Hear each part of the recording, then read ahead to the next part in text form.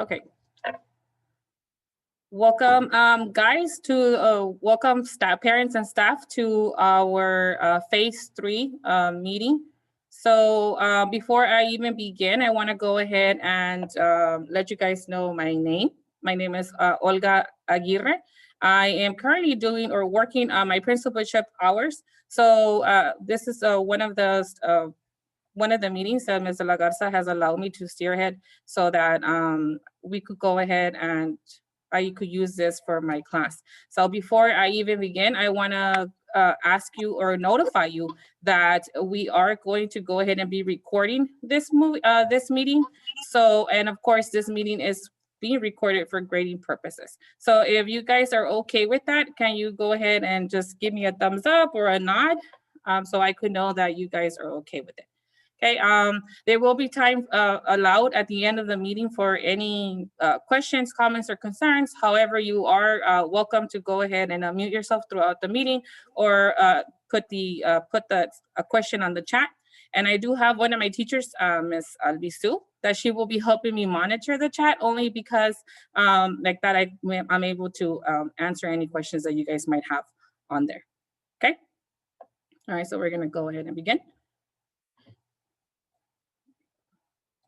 So meeting norms, again, thank you for your participation. Make sure that your microphone is muted during the presentation. Open your mic to ask any questions or to enter your questions on the chat. Only one person speaking at a time. And of course, like I said, this Zoom meeting will be recorded. This is your microphone icon. And of course, this is with Donna ISD. And this is our campus, BG Guzman Elementary. This is our phone number right here, 956-464-1920. Just in case you have any questions over the presentation today, then you need to go ahead and call the school. Maybe you missed something, and we'll go ahead and have the information available for you here in the front office or over the phone. Okay, so we're gonna go ahead and begin with phase 3. When will students return back to school? So right now we already have a few students here in our campus receiving face-to-face instruction, and the majority of our students are still receiving virtual or distant learning instruction. So as of January the 4th, 2020, Adana ISD is going to go into phase 3, which means that all students are invited to return back to school. Okay, it's no longer just students who are having internet issues or any kind of technical difficulties. Now it's going to be open to everybody who wants to come back into our school to receive face-to-face instruction. Of course, with that, since we are anticipating to be receiving a lot more students coming back, there are some safety protocols before the beginning of the day. So staff and students are both required to go ahead and download this app called Dr. Owl. Okay, Dr. Owl it's an application that you could download to your phone, to your desktop, to your computer, and it's free. Okay, it's very simple. You just have to type in Dr. Owl. You'll see this icon like this. Once you download it, you're gonna be prompted to go ahead and create an account. Okay, all you need is your phone number and your password. And a password is something that you could go ahead and create of your choice. Once you're logged in into the Dr. Owl app, you're going to go ahead and be required to set up your profile, like your name, your date, very simple information, nothing, nothing that's hard or nothing that's nothing extra. Only basic information. And again, this is only for this is going to be used from the school and district purposes to keep track of making sure that our students and our teachers, our staff are not coming into contact with people with COVID-19. And if they have become in contact with people with COVID-19, then this is the app that they're using to go ahead and track those contacts or those, to trace those contacts, I'm sorry. So again, you download the app. Every day in the morning, students and staff are required to enter their phone number and the password of their choice.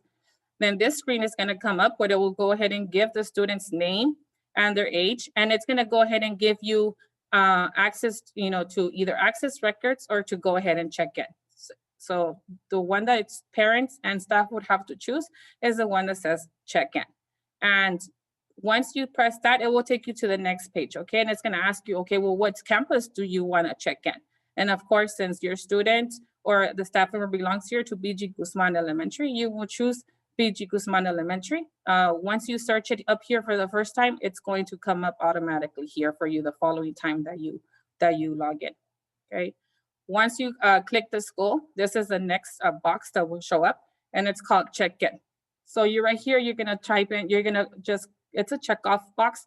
You're gonna go ahead and check off whether you are checking in as an employee, a visitor, a student, or a vendor, okay? So for my parents, you will be a student, and of course for the teachers will be an employee. Once you're able to check off that box, it will ask you the question number 1, do you have any COVID-19 symptoms? And it also has it in Spanish, ¿Tienes síntomas de COVID-19? See if you just click yes or no. So if it's a no, you move on. Are you COVID-19 positive? No again. In the last 14 days, have you had close contact with someone who tested positive for COVID-19? You click no. If all of the answers are no, then the next window that you're going to go ahead and see is this one. It says check-in was successful. So that means that if you get that message, that means that you were okay to go ahead and come into the school, and we'll go out throughout our day. However, if one of your answers is a no, then you're going to go ahead and get prompted to either make contact with the front office, or going to let you know, okay, it's best if you stay home, and then someone from our school will go ahead and make contact with you and let you know, ask you what was the situation, and then we'll go ahead and evaluate your reasons, and then let you know, okay, we think it's best if you stay home, or it's okay for you to come in. Okay, again, that is the app called Dr. Owl. Very friendly, user-friendly app. Is there any questions on that app? No? Okay. If there is no questions on that app, we're gonna go ahead and move on to the next slide. Safety protocols. Now, like I said, all of these different things that you're gonna come across today are all different safety measures that are going to be in place for the safety of our students and the safety of our staff. So safety protocols before the beginning of the day are temperature checks on the bus and drop-off area. And that's, of course, after parents have checked in their students or their child through the Dr. Owl app, and the staff too. So before they even get on the bus, they do their temperature is checked. If they pass the temperature check, then they're allowed to get on the bus. The same thing here for the drop-off area. Before they get off the vehicle, one of our nurses is outside and is checking the temperature. If the temperature is normal, the kids are allowed to walk into our school. But before they walk into a school, they are given some hand sanitizer. They pump the hand sanitizer in the hands, and the kids are, make sure that the kids are able to rub it on, and the same thing in the bus. And of course, students are to wear a face mask and a face shield in the bus and in the campus. Okay, so every student will be provided with a face mask, similar to this, and a shield. Okay, so students are going to be required to be wearing this at all times. So as soon as they are in the bus or they're dropped off in the pickup area, they're going to have to be wearing this at all times. Okay. Now we do have some safety protocols in our classroom. We are keeping the 6 feet social distancing, which will be maintained at all times. So our desks inside the classroom are separated by 6 feet. So we do not have any shields around the desk, but we do have that 6 feet distance between them. There is a hand sanitizer located in every classroom. So every classroom has a hand sanitizer located right by the door, so the kids are able to utilize hand sanitizer as they come in, or anytime they feel that they want to go get up. All they have to do, of course, is ask us for permission, and we will allow them to go and get some hand sanitizer from the hand sanitizer dispenser throughout the day. Teacher will be provided with cleaning supplies to sanitize, and they provide us with some Lysol spray or some disinfecting wipes, and of course students are able to bring their own also, so they could go ahead and disinfect their area if they would like. Breakfast in the classroom, students are allowed to take off masks and face shields. Okay, so you know how I said that earlier, students are allowed to wear their they are required to wear their face mask and their shield at all time. The only time that these two could go ahead and come off is when they're eating their breakfast and when they are eating their lunch. And as soon as they're done with their breakfast and their lunch, face mask and face shield comes back up before they even get up to throw away any trash. Okay, and again, this is just as a precaution for our staff and other students that are here in campus also. Students will continue to receive instruction through the use of their device. Our students have either an iPad or a Chromebook. They will continue to receive instruction just the way that they were at home, except that now they're here in the classroom. And they're able to see teacher and hear teacher through the device, but they're not allowed to go ahead and get up and walk freely. And of course, we understand that if, student needs to get up for whatever reason, a simple raising of the hand, and we're able to go ahead and, ask them what is it that they need, and we'll go ahead and allow them to what they, maybe they just need to stretch, or maybe they need to go to the restroom. And of course, at that time, we will allow them to do so. Again, lunch is also in the classroom, and hall monitors are available for the restroom break. So this is in the classroom. I do want to emphasize that students get off from the bus, or they get off from the pickup area and they go straight into the classroom. Okay, they do not go out from the classroom from lunch, and they do not go out of the classroom for breakfast. The only time they get out of the classroom is to go to the restroom. And even when they go to the restroom, there is a hall monitor monitoring, making sure that there's not more than one student at a time in the restroom, and that when the student is done utilizing the restroom or the facility, they are able, they wash their hands and they get some more hand sanitizer before they come back into the classroom. And those are all just some safety protocols for the class. Is there any questions over that so far before I move on? No. No, okay. No questions, right, Ms. Albizu? No. Okay. Okay, so safety protocols upon dismissal. So again, in the afternoon, we have to have safety protocols in place in the afternoon for our students. Students will leave their face mask and face shield on upon dismissal. Cleaning of the school will be done by custodians several times a day. And of course, cleaning of the classroom will be done upon students' dismissal. So again, when the kids are being released in the afternoon, we have currently a system in place where students are dismissed by bus and by grade level. And there's a teacher assistant who comes into the classroom and calls the students by bus.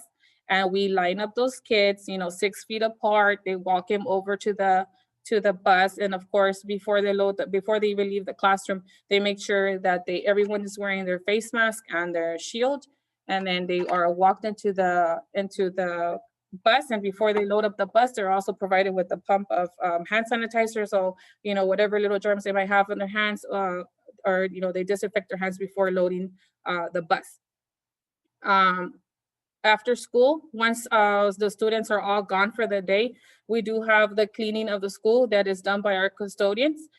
So they come into our classrooms, they wipe down the desk. Of course, they do the sweeping and the mopping and spraying of any disinfectants that they might have available, so that, to ensure that any germs that were left behind throughout the day are, clear, are killed and cleared for staff and student safety for the following day. Okay. Okay, again, guys, student safety is our priority. So 6 feet social distancing will be maintained at all times.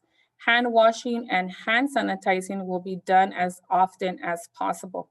Disinfecting wipes will be used to clean student desk area, and teachers and teacher assistants will notify nurse if any students are feeling sick. Nurse will evaluate students and take appropriate action. Okay, so throughout the day, because we already have some kids here in the campus, like I mentioned at the beginning of the meeting. So right now, what is in the protocol that's in place is that when our student is feeling sick, we have either our email or we have the WhatsApp app installed in our phones, and that's the way that we communicate with each other throughout the day. So we do let the nurse know, there's a student here in our classroom who is feeling sick. The nurse comes over and checks on the student.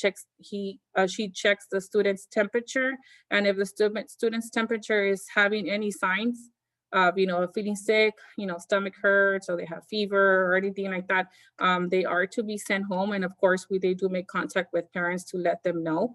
Of course, now if the student is, the nurse is being called over because they have a light toothache, then of course, for incidents like that, they do make contact with parent, and depending on parent, the decision is left up to them whether they want to come and pick them up or not. So that is what are the safety protocol right now with our nurse. And she's really good about making sure, keeping record and making contact with parents. So to make sure, again, because student safety is our priority. Ms. Aguirre, yes, go ahead. There's a question in the chat, and you probably already answered this question, but the parent wants to know if the face shield will be provided to their child.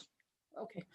Yes, good question. The face shield will be provided. There will be one face shield provided to the student and one face mask. Now, the student, once the face shield and the mask is given to the student and parent are both required, of course, to keeping track of the face shield and mask when the student gets home. If for some reason the student, either breaks the face shield or loses it, then the school will go ahead and replace it one time. But then after that one time, after it's being replaced once, then it's going to be a parent responsibility to make sure that the face shield and the face mask gets replaced. Okay, because of course we are a school and we do have some funds available, and our district did provide us with face shields and face masks. However, the supplies are limited. So that is why we encourage students to make sure that they are taking care of the materials that are provided to them, because they, so they could go ahead and we could make sure that we are following those safety protocols. So, but again, of course, if parents, for some reason, the student breaks it or they lose it, of course, we understand different situations, so they're definitely able to make contact with us, and we'll go ahead and work with you. We have extra ones. We'll definitely give the student another one, or just let us know, of course, your situation. And like I said, the phone number for our school is 464-1920, just in case you guys have any questions over that. Okay. And now we'll go ahead and drop the phone number to our campus on the chat box just for the parents. Yes, thank you, Ms. Alviso. Ms. Aguirre, I have a quick question. It might not be with this slide in particular, but how safe is it to say that the staff and is keeping the students from socializing? I saw your previous slides indicating that you guys are on top of that. So is it safe to say that kids are preventing that just to not get further infections? Yes, that's a very good question, ma'am. Yes, actually, there's a lot of, like I said, once the students are dropped off in the morning, either from the bus or from the pickup area, they're walked into our classrooms by paraprofessionals, maintaining the 6 feet apart.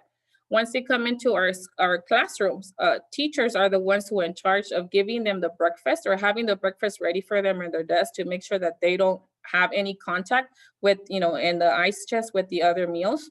And then once they're in the classroom, they maintain 6 feet at all times. And once they join in our class virtually at 8 o'clock, all they're doing is they're focused on the teacher and teacher instruction. When they're no longer attending virtual class, they have other assignments to work on independently, either on Google Classroom or on the, or other programs from the district. So there is no time for socializing. And teachers and paraprofessionals are both very, they're very efficient and making sure that that the kids are following the rules and that they're not socializing or having close contact with each other. And like I said, that's why we also have hallway monitors to ensure that that when more than one student goes to the restroom, that they're not stopping in the hallway and socializing. So the hall monitors are there for that reason, to make sure that they don't have contact with each other. Other than seeing each other in the classroom 6 feet away from each other and their desk. But very good question, yes. Okay. Okay, so how can I decide if my child needs to stay home from school? So this is where I, of course, I need to stress or emphasize the importance of knowing when to leave your child at home, okay? Or when is it okay for you to send your child to school? Because the last thing that we want is, of course, to make sure, have a student who is sick coming to school and being in here in school sick and putting everybody else at risk when the decision could have, when that could have been avoided by simply, following some of the guidelines and say, okay, you know what, my child is having a little bit of a runny nose. I think it's best for us to stay home because, by the time the child gets off the bus, goes into the classroom, by the time nurse comes and checks him and parent there's contact made with parent, there's a certain amount of time that has already passed by, and every minute counts, of course, making sure that the child who's currently having some symptoms does not have long contact with other students and put their health at risk. So I have attached a very short sheet, and of course this will be added also to our classroom dojo, BG Guzman, just so you parents could have an idea or a guide, more or less, okay, and knowing if your child needs to stay at home. So of course, if they have a fever, if the temperature is more than 100.4 or higher, okay, make sure that the child does not come to school, okay? And of course, they're able to come back once the child is able to be free without medication, or that they no longer have a fever without any medication and they're being cleared by the doctor. Okay, if they are vomiting within the last 24 hours, do not send your child to school. Okay, it might be a simple stomach infection, but we're not going to be taking that risk, right? We don't want to take the risk.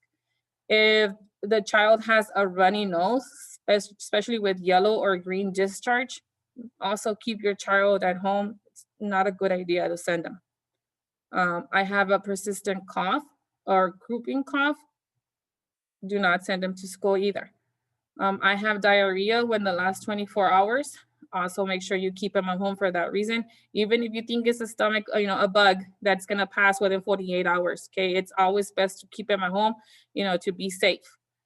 If they have a rash, impetigo ringworm, body rash with itching, okay? If they have an eye infection, redness or itchy, crusty, and drainage from eye, or of course, if I have a contagious illness like a COVID-19, the flu, the strep, and the throat. And right now with the weather changing, we've been seeing, or we're gonna start seeing a lot more students coming in with the runny nose, with the small cough or the slight temperature, and some parents find it very easy to go ahead and send their child to school. It could be because of childcare issues, or it could be, they know, okay, they think that there's nothing serious with their child. But, as a parent of a child myself, of a student myself, I wouldn't want for other kids to come into my classroom that are sick, and then, it ends up being something else that is more serious, like COVID-19, and then me take that home to my kids at home, or or even other students, coming home, you're sending your child to school, and you're hoping that we have, and hoping that we have all the safety protocols in line, but then you have a sick child that shows up and it's out of your control. It's something that the decision of one parent affects everybody else, and more than you think of. So, and of course, right here on this chart, it also says I'm ready to go back to school when there's no longer vomiting or fever. The child is already going under antibiotics for at least 24 hours.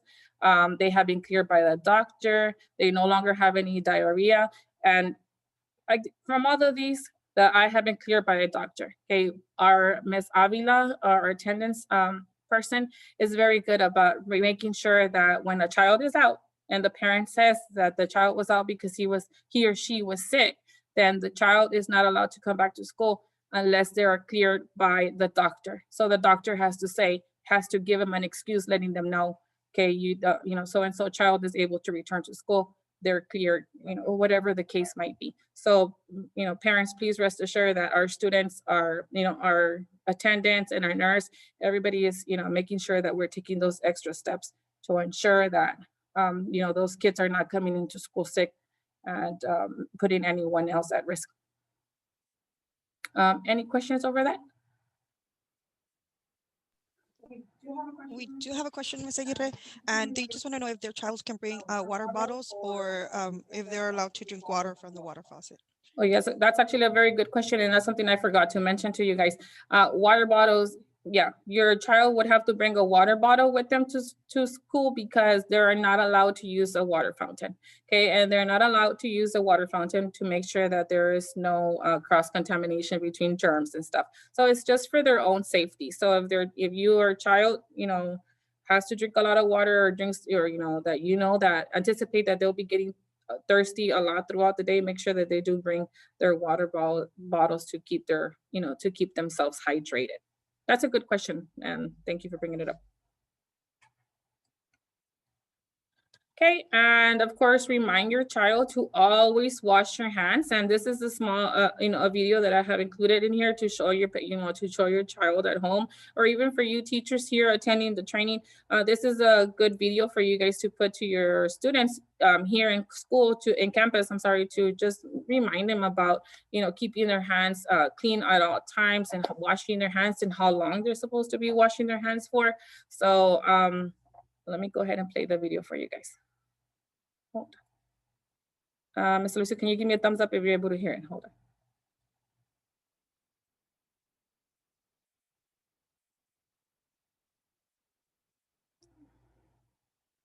Yes.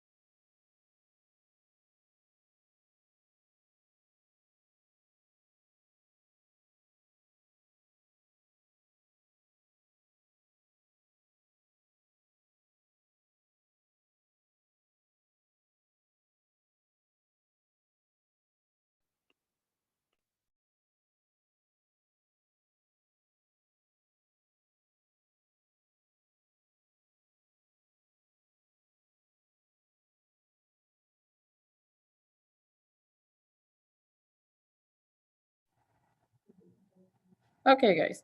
So like I said, that video right there was a very quick video just to show you guys how to practice with your children at home and how to wash their hands, I'm sorry, properly, so that they could make sure that they eliminate the most of the germs from their hands. And like I said, throughout the day, if your child does need to feel like he or she needs to be using more hand sanitizer or washing their hands, then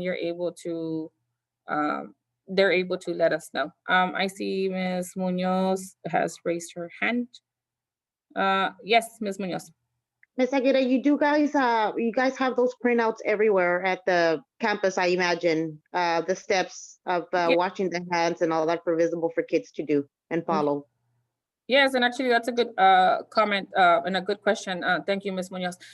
Yes, actually, as soon as the kids get off from their bus and they start walking in, or even when they're dropped off and they walk into the campus, they are able to see posters and signs all over the campus, letting them know, okay, to wash their hands, to make sure that they follow the 6 feet apart, to make sure that they're wearing their mask and their safety shield. And recently we had some other posters that were delivered to us from a Lysol company that were were given to all teachers to go ahead and post in their classroom. So now students are not only seeing these reminders in the hallway, but they're also constantly seeing them in the classroom. And I myself, and I know other of my colleagues throughout the day, I do remind my students like, okay, guys, let's go ahead and, I'm going to say one or two, one person at a time to go and wash your hands. Or I go around and I brought my own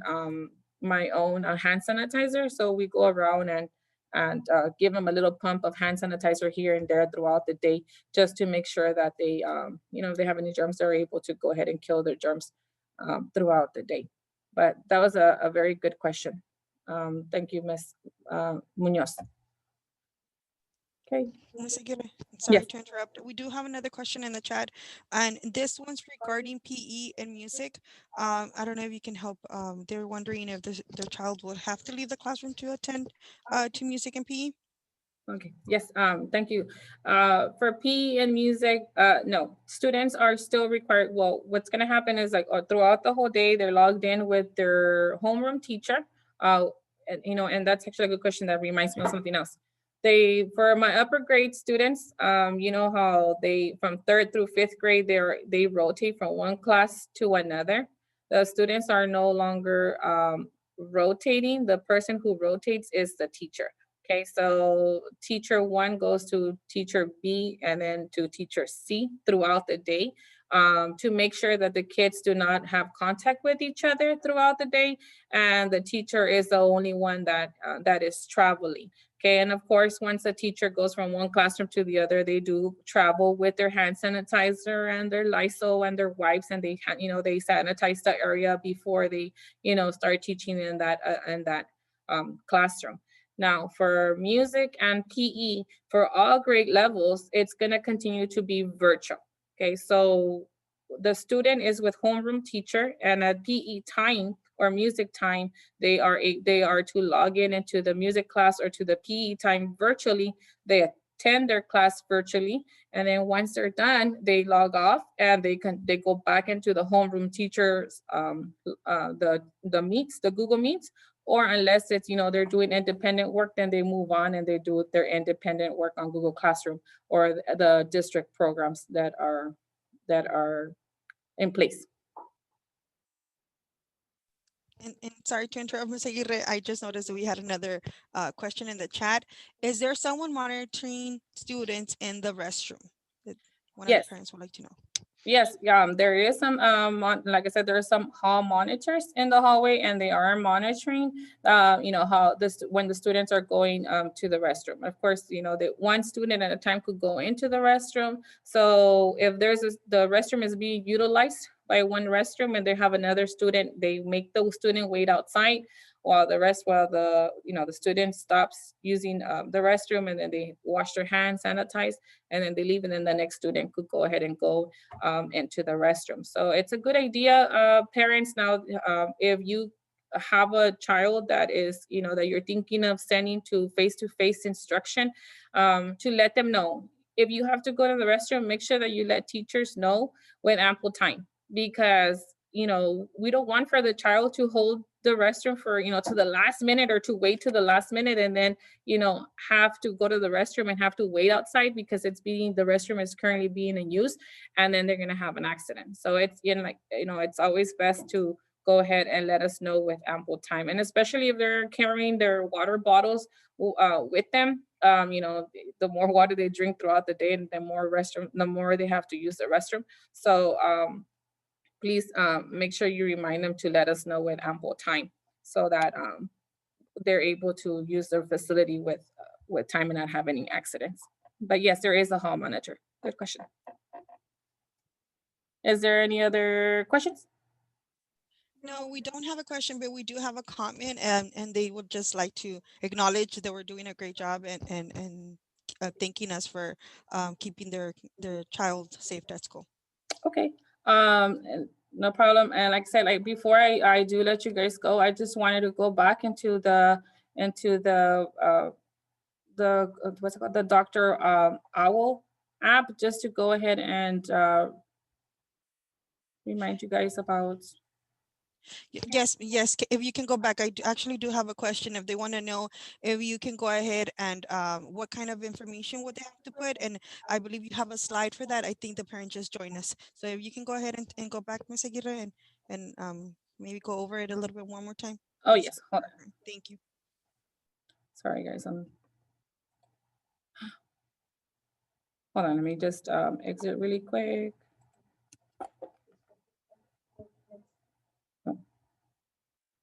Let me go back to the Dr. Owl right here. Okay, for those parents who are just joining us, yes, it was one of the safety protocols, like mentioned earlier, was the Dr. Owl. Like I mentioned to the parents attending and the staff, is that we have an app in place called Dr. Owl that parents and staff could go ahead and download to do automatic or check-in before coming into school and work.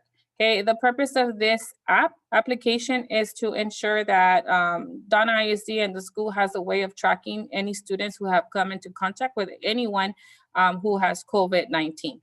Like I said, this is an application. It's a free application that you could download to your phone, to your computer, or to your laptop. Okay, and once you download it, it's gonna prompt you to go ahead and create an account.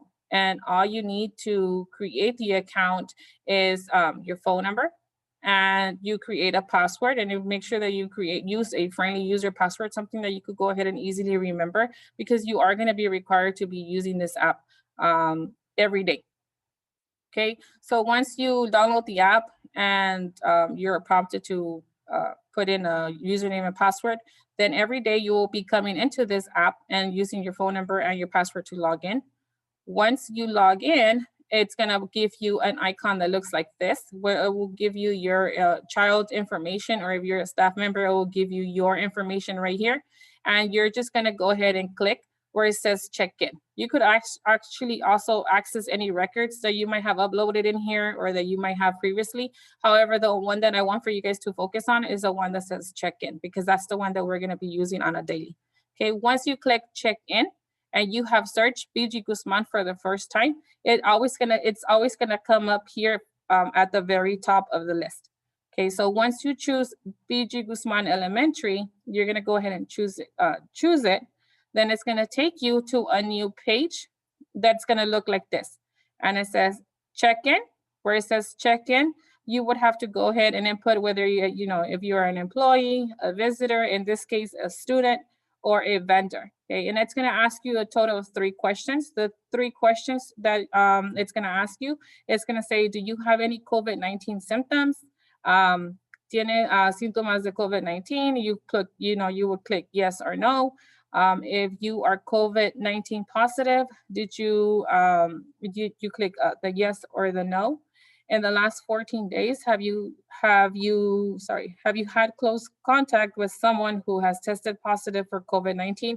Yes or no. If all of the answers, if all of the answers are checked off with a no, then you're going to go ahead and get a new page that says this: check-in successful. That means that it's an A-OK, a green light for you to go ahead and attend, go into the campus and go and make sure that your student attends school. However, if one of the answers is no, then it will prompt you to go ahead and, call the front office, or the front office is going to call you and let you know, okay, do you have, they'll ask you necessary questions so that they could go ahead and determine whether it's safe for the child to come in into school. And the questions that they do ask you to build your profile are very simple questions. It's just your name, your birthday, nothing that's out of the ordinary, but it's very simple information to ask over that.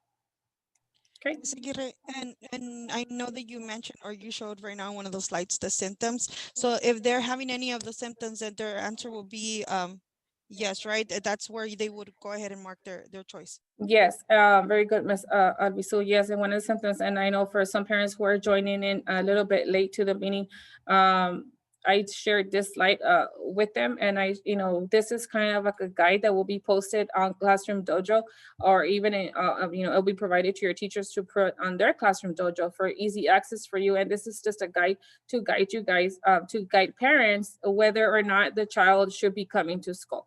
So if the child is having any fever over 100 or more, then no, the child should not be coming into school.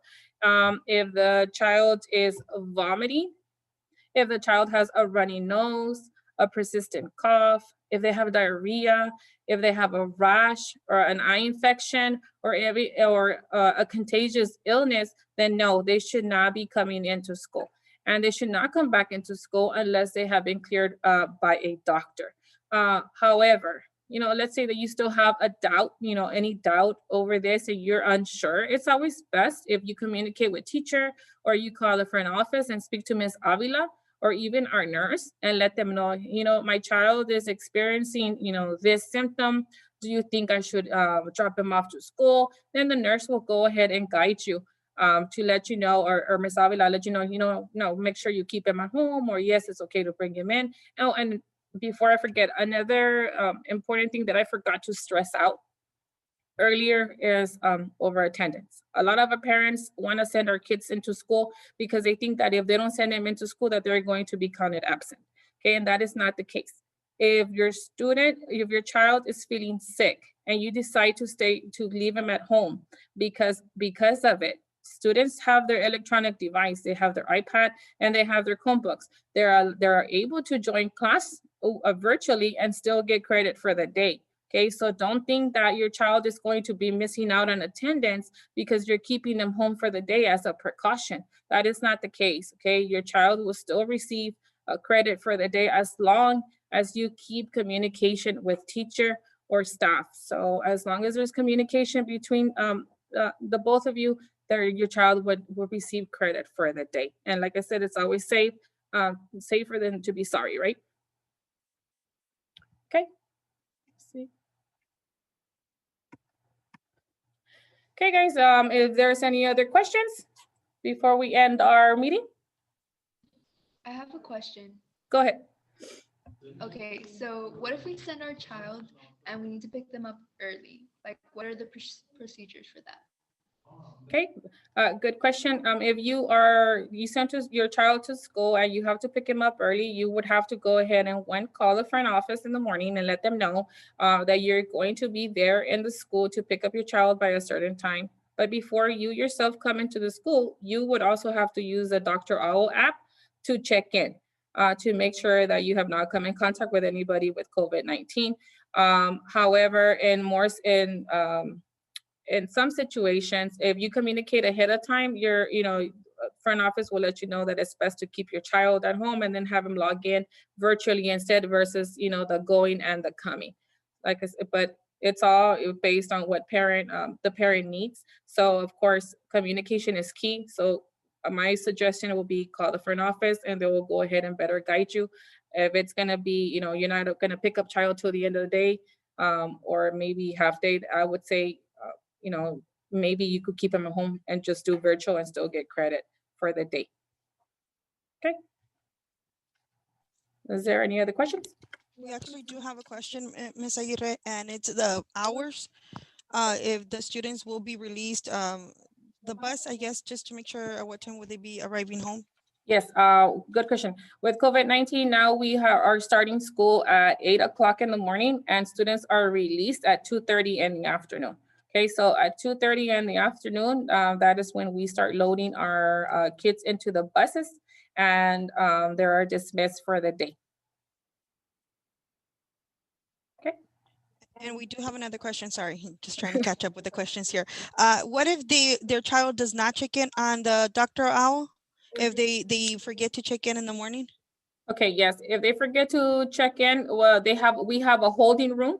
So in the morning before kids come in from either the drop off or the bus area, we have Ms. Montemayor who checks to make sure that every student and every staff member has checked in the morning. Now, if the student has not checked in, they will automatically pull that student aside, put him in a holding room until we make contact with parent or to let them know to go ahead and do the check-in remotely through Dr. Owl, or we ask him the questions over the phone. Once the student is cleared, then they are sent over to into their classroom.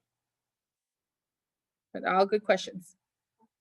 Okay. Ms. Aguirre, I have a last question. That Dr. All app is user-friendly to any phone that we might have. It doesn't have to be an iPhone or anything like that, right? Anybody can download? That is correct. Yes, anybody could go ahead and download using an iPhone or Samsung or any device that you would have. And like I said, even to your desktop or to your laptop. So it is very user-friendly, and you're able to download it in any device that you would like.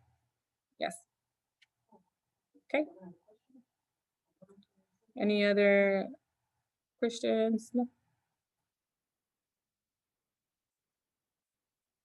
Okay. Oh, I see. Okay, go ahead.